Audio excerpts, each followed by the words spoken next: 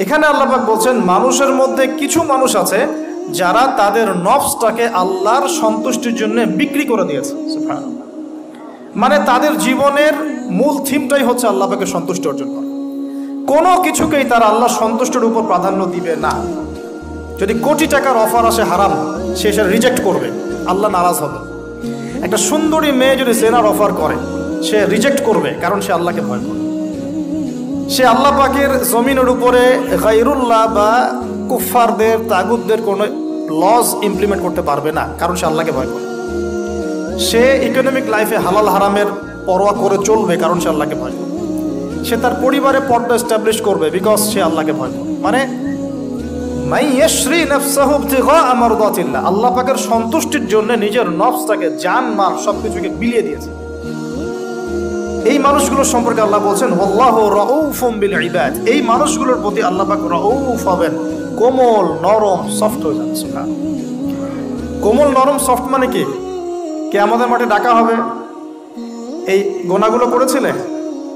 জি আল্লাহ, আমি এই গুনাহগুলো করেছি। আল্লাহ পাক পর্দা দিয়ে দিবেন।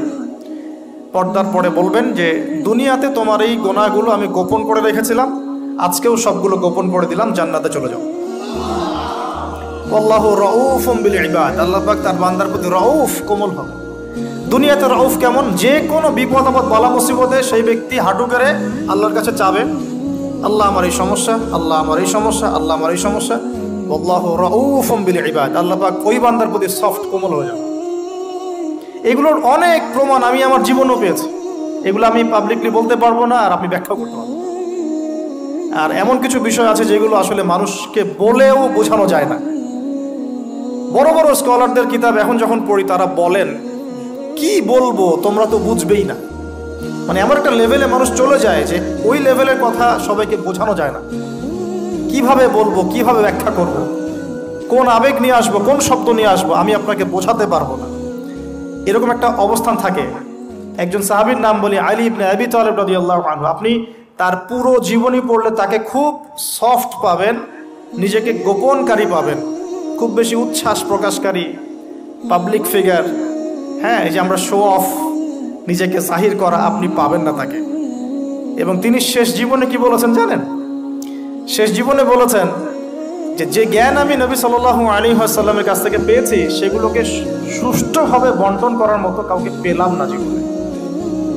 মানে একটা লেভেল থাকে মানুষের আল্লাহ পাকের মারিফত লাভের, যে লেভেলে গিয়ে মানুষ সবার সাথে আমভাবে কিছু বলতে পারে না। তো আমি ওই লেভেলে কিছু ফিল করছি, কিছু নির্যাস পাচ্ছি যে আমি আপনাকে বুঝাতে পারছি না। যাই হোক, আল্লাহ পাক রাউফ মানে এত সফট হবেন, জীবনের যে কোনো পদে আপনি আল্লাহকে ডাকবেন, আল্লাহ আপনার ডাকে তাৎক্ষণিক সাড়া দিবেন। ইনশাআল্লাহ, ইনশাআল্লাহ আযজা ওয়া জাল। এখন পাতাগুলো ঘাটলে আমরা প্রথম এইরকম কোন মানুষকে পাই যারা নিজের নফসটাকে আল্লাহর জন্য উৎসর্গ করে দিয়েছেন? এক নাম্বার পাচ্ছি আমরা আমাদের আদি পিতা আদম আলাইহিস সালাম। আজকে ডিটেলস আয়াত বাই আয়াত বলার সময় পাচ্ছি না, তবে আমি সামারি বলছি, আপনারা একটু বাসায় পড়ে নেবেন। আদম আলাইহিস সালামকে আল্লাহ রাব্বুল আলামিন নিজের হাত দিয়ে সৃষ্টি করেছেন। সুবহানাল্লাহ। এখন আল্লাহ পাকের হাত কি, কেমন, কিভাবে ব্যাখ্যা করতে পারবো না, এবং এই ব্যাখ্যা করা আমাদের জন্য জরুরি নয়। আল্লাহ পাক যা বলেছেন বাস, কোনো কিছুর সাথে সাদৃশ্যপূর্ণ নয়, কোনো কিছুর এক্সাম্পল তার সাথে শোভনীয় হবে না। জাস্ট আল্লাহ পাক বলেছেন খলাকতু বিয়াদাই, আমি আদমকে সৃষ্টি করেছি আমার দুই হাত দিয়ে, বাস এই পর্যন্ত ফুল স্টপ। এগুলো হচ্ছে কোরআন সুন্নাহর কিছু মূলনীতি। আল্লাহ পাক বলেছেন আর রহমান আলাল আরশ ইস্তাওয়া, রহমান আরশের উপরে সমুন্নত। কোন হালতে কি অবস্থায় আছেন ব্যাখ্যা করতে পারবো না, দরকার নাই, ফুল স্টপ। আদম আলাইহিস সালামকে সবচেয়ে বড় যে নেয়ামত আল্লাহ পাক দিয়েছেন সেটা হলো আদম আলাইহিস সালামকে আল্লাহ পাক তার পক্ষ থেকে ইলম শিক্ষা দিয়েছেন। সুবহানাল্লাহ। আল্লাহ পাক প্রথমেই তাকে সৃষ্টি করে ফেরেশতাদেরকে দিয়ে সিজদা করার নাই। আল্লাহ পাক তাকে আগে জ্ঞান শিক্ষা দিয়েছেন। সূরা বাকারার শুরুর দিকে আছে ওয়া আল্লামা আদামা আসমা কুল্লাহা, আমি আদমকে যত রকম জ্ঞান আছে, আসমা কুল্লাহা মানে যত রকম নাম এবং জ্ঞান আছে সবই শিখিয়েছি আদম আলাইহিস সালামকে। উম্মাহ আজকে পিছিয়ে পড়েছে আদম আলাইহিস সালাম এই মহামানবের জ্ঞানতাত্ত্বিক সুন্নত না নিয়ে। আজকে আমরা লেকচার শুনতে চাই, ইউটিউব ফেসবুক থেকে দিন শিখতে চাই, আমরা জ্ঞান অর্জন করতে চাই না।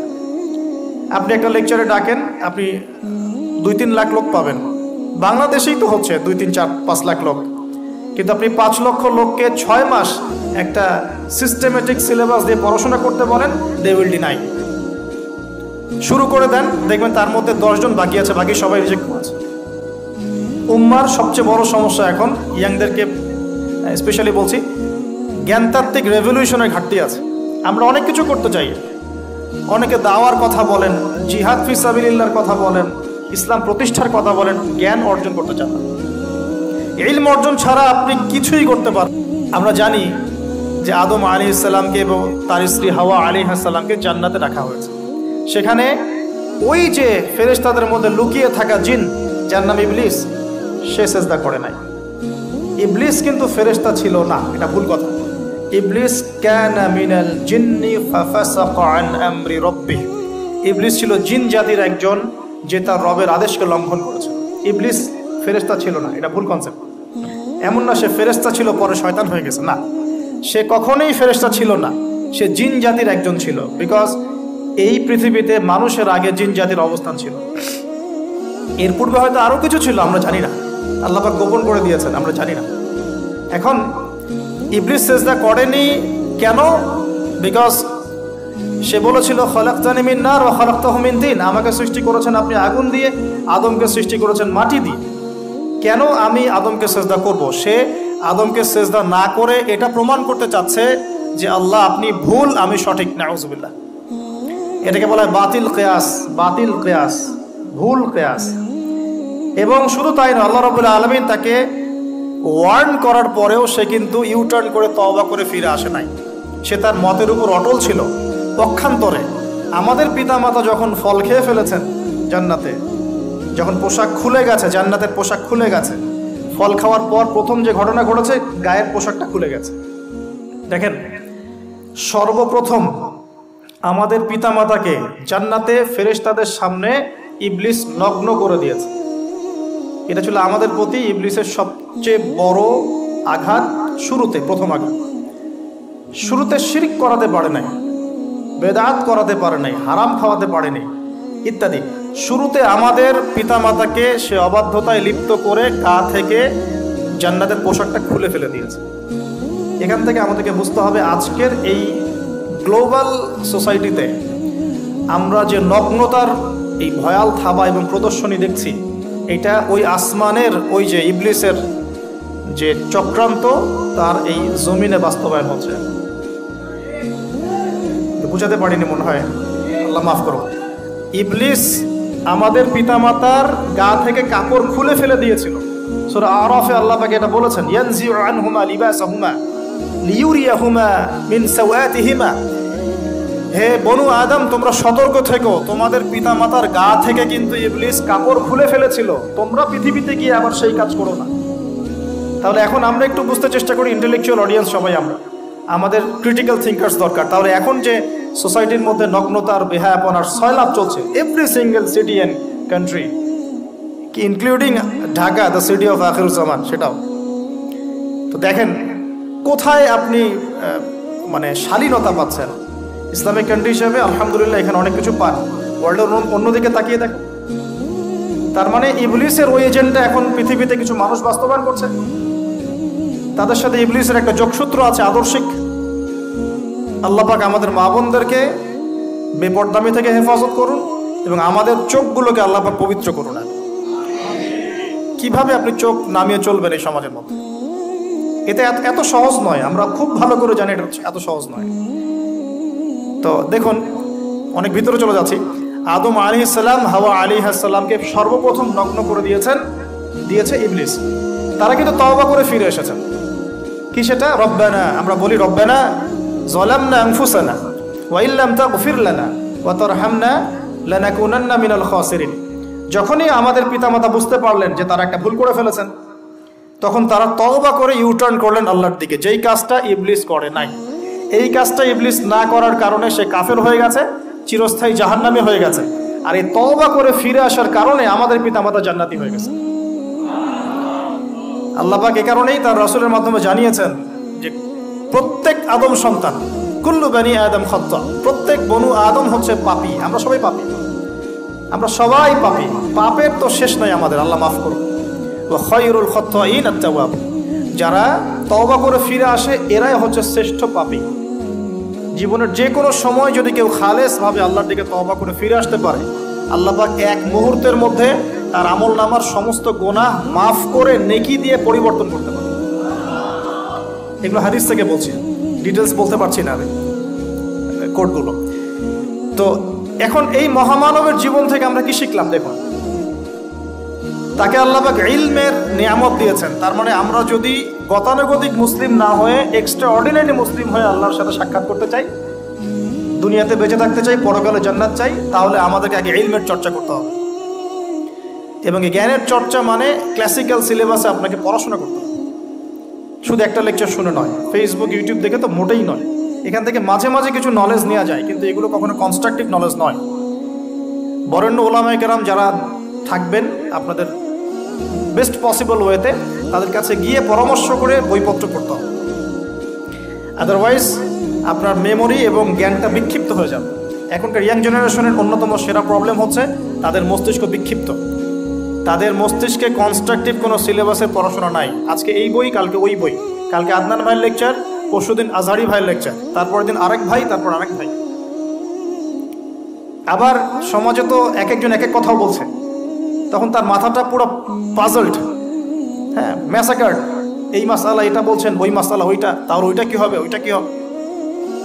সলিউশন হচ্ছে ক্লাসিক্যাল ইসলামিক সিলেবাস পড়াশোনা করতে হবে। আমি খুব শর্ট করে গেলে সাবজেক্টগুলো বলে দিই আপনাদের। 1 নম্বর, ফার্স্ট অফ অল কোরআনুল কারীম। কোরআনুল কারীমের মধ্যে থাকবে authentic recitation, translation, Quranic grammar এবং অ্যারাবিক ল্যাঙ্গুয়েজ, 4টা বিষয়। তারপর থাকবে হাদিসের নবী সাল্লাল্লাহু আলাইহি ওয়াসাল্লাম। হাদিসের মধ্যে সহজ হাদিসের কিতাবগুলো পড়তে হবে। ফর এক্সাম্পল মিশকাতুল মাসাবিহ, রিয়াদুস সালিহিন, বুলুগুল মারাম, আপনার ফয়জুল কালাম, হাদিসে আরবাঈন, এরকম কিতাবগুলো আগে। তারপরে আস্তে আস্তে আস্তে আপনি কঠিন কিতাবের দিকে যাবেন। তবে এগুলো ওস্তাদ ছাড়া হয় না। এরপর দরকার হচ্ছে সিরাত, নবী সাল্লাল্লাহু আলাইহি ওয়াসাল্লামের পবিত্র জীবনী। এই জীবনী যার জানা নাই, সে তার জীবনটাকে রাসূলের সিরাতের আলোকে মেলাতে পারবে না। এবং দ্বীন ইসলাম নিয়ে কিছু করতে চাইলে রাসূলের সিরাতের সুন্নাহ মাফিক করতে পারবে না। এরপর দরকার ইকোনমিক্সের জ্ঞান, ইসলামিক ইকোনমিক্স অবশ্যই। তারপরে দরকার হচ্ছে ইসলামিক ইতিহাসের জ্ঞান, ফিকহের জ্ঞান, আকীদার জ্ঞান, উসুলের জ্ঞান। এভাবে একটা কনস্ট্রাকটিভ সিলেবাস দাঁড়ায়। তারপরে গিয়ে একজন মানুষের জ্ঞানটা পাকাপোক্ত হবে। সময় লাগুক না, 10 বছর, 15 বছর, 20 বছর। আমরা দোয়া করি আল্লাহর কাছে, আল্লাহ পাক আগামী পুরো 20 বছর আমাদেরকে পড়াশোনা করার তৌফিক দান। পড়তে থাকবো। আমাদের বেশি কথা বলার দরকার নেই, পড়তে থাকবো, জানতে থাকবো। এখন তাহলে আমরা আজকে প্রথম একটা লেসন পেলাম, গতানুগতিক মুসলিম না হয়ে এক্সট্রা অর্ডিনারি মুসলিম হতে হলে প্রথমে এই মহামানবের জ্ঞানতাত্ত্বিক শিক্ষা নিতে হবে, ইলমের মেহনত হবে ইনশাআল্লাহ তাআলা। আল্লাহ পাক আমাদের সবাইকে জ্ঞানের মেহনত করার তৌফিক দান করুন এবং আমাদের পরিবারে জ্ঞান প্রতিষ্ঠার তৌফিক দান করুন, আমাদের বাচ্চাদের মধ্যে সেই জ্ঞান প্রবেশ করানোর তৌফিক দান করুন। আর প্রয়োজন হচ্ছে তাওবাহ, আত-তাওবাহ। আদম আলাইহিস সালাম ভুল করেছেন, আমরাও ভুল করি, কিন্তু শয়তানের পাল্লায় পড়ে ভুল করলেই তার তাবেদারি করতে হবে না, বরং যখনই আমাদের স্মরণ হবে আমরা ইউটার্ন করবো আল্লাহর দিকে তওবা করে। দ্বিতীয় মেসেজ হচ্ছে বেশি বেশি তওবা ইস্তেগফার করব। দিনে কমপক্ষে 100 বার পড়তে পারি আস্তাগফিরুল্লাহাল্লাযী লা ইলাহা ইল্লা হুয়াল হাইয়ুল কাইয়্যুম ওয়া আতুবু ইলাইহি, অথবা এতটুকু অ্যাটলিস্ট আস্তাগফিরুল্লাহ ওয়া আতুবু ইলাইহি, আস্তাগফিরুল্লাহ ওয়া আতুবু ইলাইহি, বাস এতটুকু। নবী সাল্লাল্লাহু আলাইহি ওয়াসাল্লাম দিনে 100 বার তওবা করতেন, কোনো হাদিসে এসেছে 70 বার তওবা করতেন।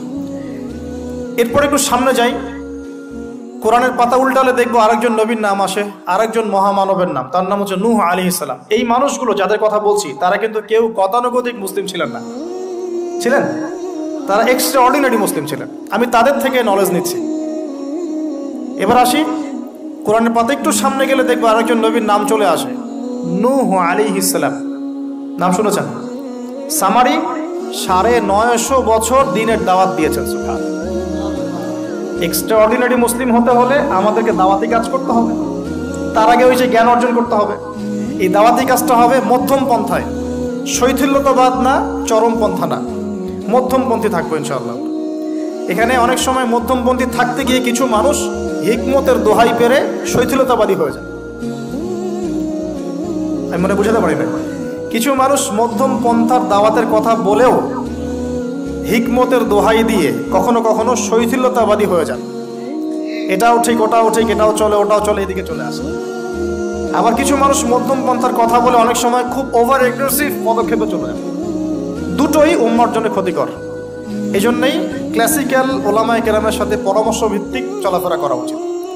তাহলে তারা ডাইরেকশন দিতে পারবেন যে কোনটা এই প্রেক্ষাপটে করা উচিত, কোনটা করা উচিত। তো নূহ আলাইহিস সালামের জীবন থেকে আমরা শিখছি দাওয়াতের মেহনত করতে হবে। এটা আমি আজকেও শিখলাম নতুন করে। নিজের মধ্যেই মনে হলো যে আমার সামনে যে ভাই গাড়ি ড্রাইভ করছেন তাকে তো দুটো কথা বলতে পারতাম, কেন বললাম না? যে ইমামের পিছনে নামাজ পড়ে আসলাম তাকে তো দুটো কথা বলতে পারতাম, কেন বললাম না? বলতে পারতাম যে ইমাম সাহেব আপনি শুনুন, নবী সাল্লাল্লাহু আলাইহি ওয়াসাল্লাম বলেছেন দুনিয়ার সবচাইতে নিকৃষ্ট চোর হচ্ছে সে ব্যক্তি যে রুকু সেজদা ঠিক মতো আদায় করে না। চুরি করলে চোরের হাত কেটে ফেলতে হয়। যদি কেউ আমার ফোনটা চুরি করে, ইসলামিক লস কি বলছে? তার হাতটা কেটে ফেলতে হয়। আর নবীজি বলছেন সবচেয়ে নিকৃষ্ট চোর সে ব্যক্তি যে ব্যক্তি রুকু সেজদা ঠিক মতো আদায় করে না। তো আমরা এরকম দাওয়াতের অনেক ক্ষেত্র পাই। নিজেও ফিল করলাম যে না, আসলে মনে হয় আমি পরিপূর্ণ দায়ী হতে পারছি না।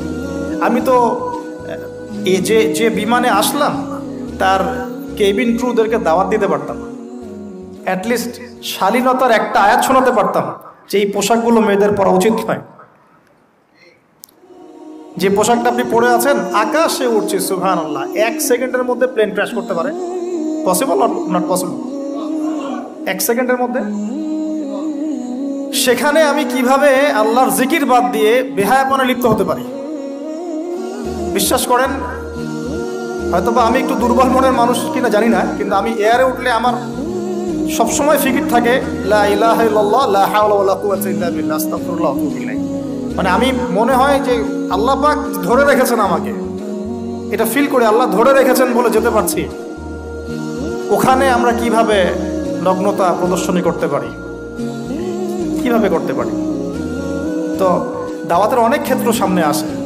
আপনার সন্তানকে, আপনার স্ত্রীকে, আপনার প্রতিবেশীকে, ড্রাইভারকে, সবজিওয়ালাকে আমরা দাওয়াত দিতে পারি। বাট আমি মনে হচ্ছে যে আমি আসলে কথাটা বলছি বড় গলায়, আমি এখন নিজেও এটা হতে পারি না। আল্লাহ পাক আমাদেরকে হওয়ার তৌফিক দান করুন। নূহ আলাইহিস সালাম